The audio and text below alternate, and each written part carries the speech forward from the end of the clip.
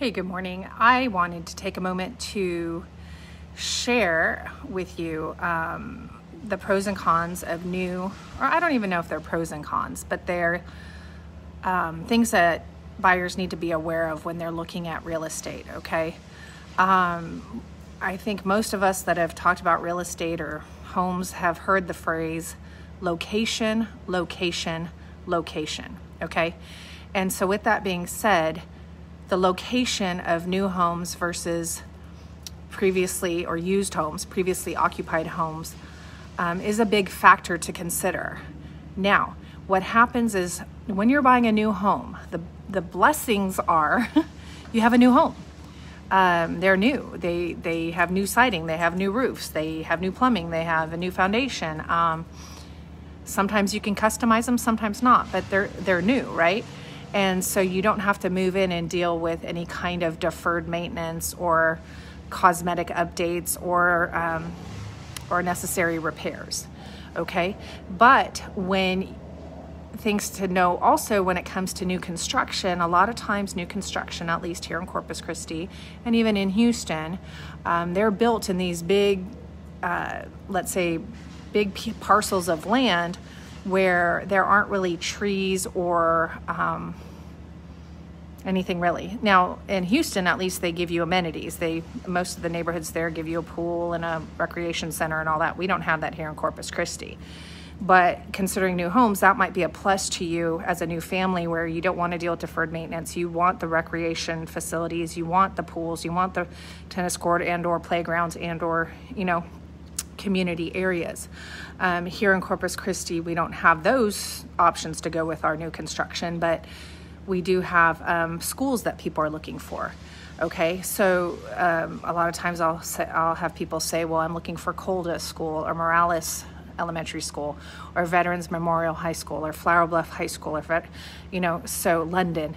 So when they say that, then I focus my search in those areas around those schools.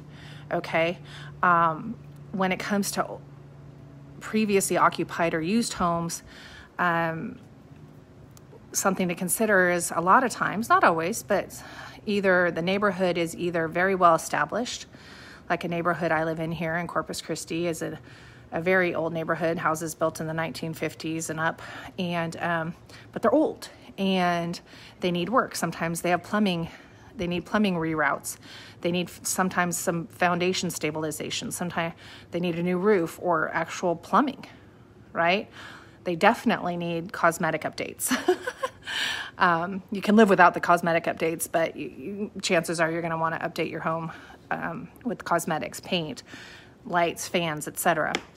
But we do have established trees. We have neighbors that have been here 10, 20, 30, 40 years. Okay, you don't have as much as a turnaround.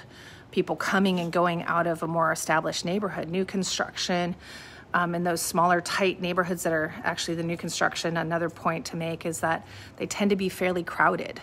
They've got all these beautiful homes, at least here in Corpus. I know in Houston it's different. So just check your market and find out what the neighborhoods are like, okay? Check the flood zone, check the trees, see if you like the trees around, see how many cars are parked on the street, check about the rules and regulations in the HOA. I talked to a client of mine who moved here from Florida, and they said that there are homeowners associations in Florida that do not allow pickup trucks. What? So make sure you do your homework. Make sure it's a community that you want to live in. Make sure that,